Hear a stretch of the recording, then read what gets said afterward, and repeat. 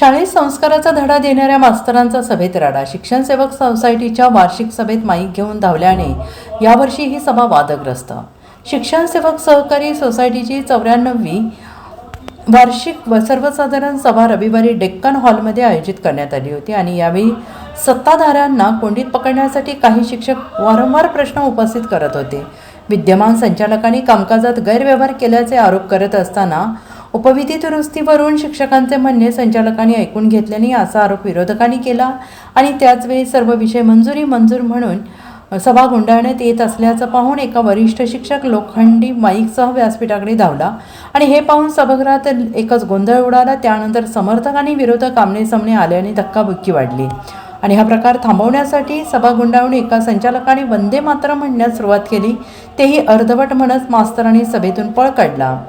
सभासदांच्या प्रश्नांची उत्तरे देण्यास टाळताना शिक्षकांकडूनच राष्ट्रगान वंदे मातरमचाही अवमान झाला असल्याने काही सुज्ञ शिक्षकांनी नाराजी व्यक्त केली. यापूर्वी शिक्षण सेवक सोसायटीच्या सभेत अनेकदा वादंग झाल्याचे पाहायला मिळत होते आणि तीच परंपरा कायम राखत यंदाही गुरुजींचा राडा पाहायला मिळाला.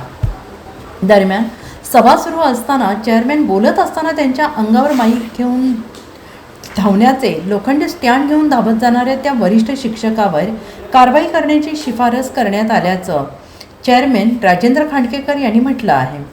तर जत शाखेतील एका कोटीच्या गैरव्यवहार दडपण्यासाठी संचालकांनी आणलेल्या बगलबच्चांनी विषय मंजूर म्हणून गोंधळ घातला आणि संचालकांनी सभा गुंडाळण्याचे शिक्षण सेवक बचाव समितीचे सुधाकर माने यांना सांगितले.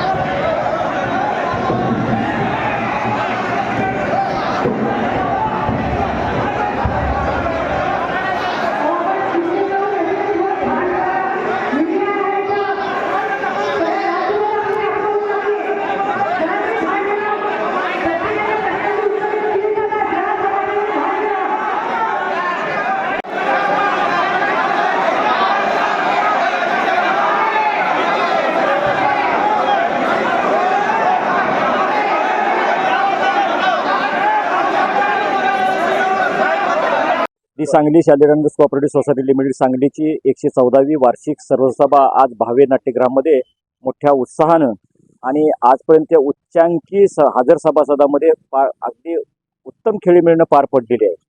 आणि पहिल्यांदाच शालिरीच्या इतिहासामध्ये महिला सभासद या सभेला उपस्थित होत्या.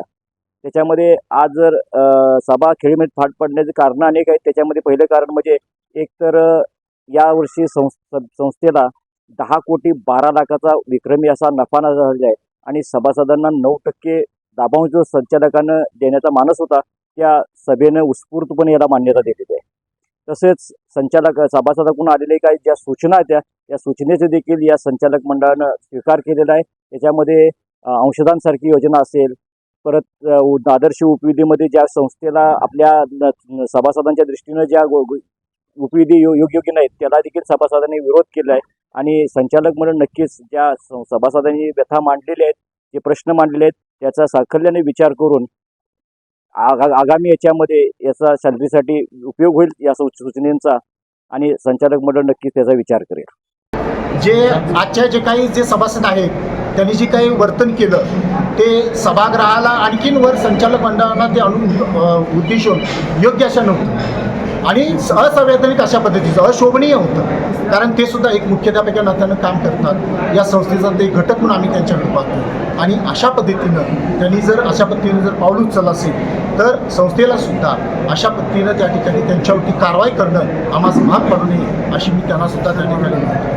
कायदेशीर मार्गानं आणि सनदशीर पद्धतीनं आम्ही त्या ठिकाणी या संस्थेच्या घडलेल्या आजच्या या घटनेवरती निश्चितपणे त्या ठिकाणी आम्ही त्यांना जाब विचारू आणि निश्चितपणे आम्ही त्या पद्धतीनं त्यांच्यावरती कारवाईसाठी आग्रह करू. सुधाकर माने, शिक्षण सेवक बचाव समितीच्या वतीनं बोलतोय मी.